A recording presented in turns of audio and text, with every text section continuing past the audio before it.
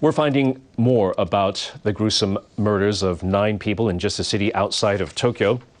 Police say the suspected serial killer bought ropes and a saw before moving into the apartment where the remains of his victims were discovered last week. They add that 27-year-old Takahiro Shiraishi used his smartphone to search for ways to dispose of bodies before buying the tools. According to police, Shiraishi has admitted to the murders which allegedly took place after he moved into a studio apartment in the city of Zama in August.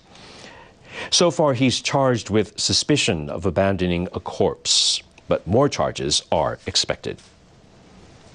NHK had an exclusive interview with a high school girl who had been in contact with the suspect. The two had been communicating over Twitter, NHK World's Tomoko Kurabayashi reports.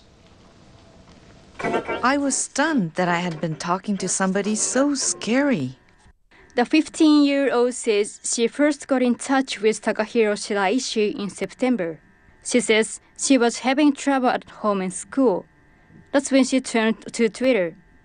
We are protecting her identity.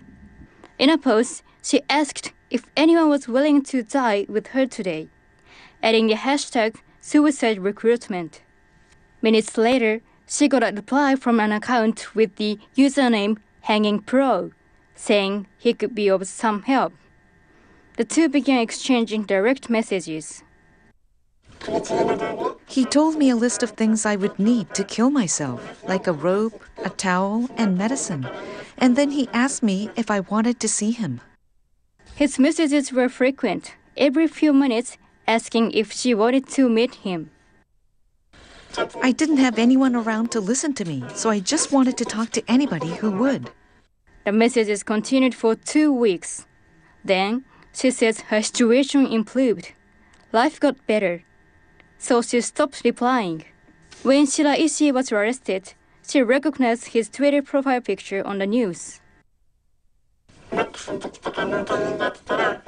If the timing was different, I might have met him when my emotions were running high. I'm really thankful I'm alive. 3 of the 9 bodies found in Shiraishi's apartment were high school girls. Police say he targeted females online looking to take their lives. Many teenagers are warm-hearted and sincere, and they don't want to cause any trouble. They feel like nobody would understand how they feel, although they want somebody to. Anger accumulates, and they turn to Twitter, where they can be anonymous. A quick search on Twitter for the hashtag suicide recruitment or I want to die turns up new results every few minutes. Japan's suicide rate is among the highest of OECD countries. It remains the biggest cause of death for children. Jiro Ito says there's a lack of resources for young people. He is trying to help change that.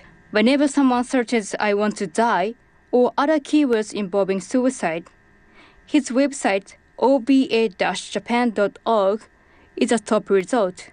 It lists contact information for support centers across Japan. How we communicate changes over time.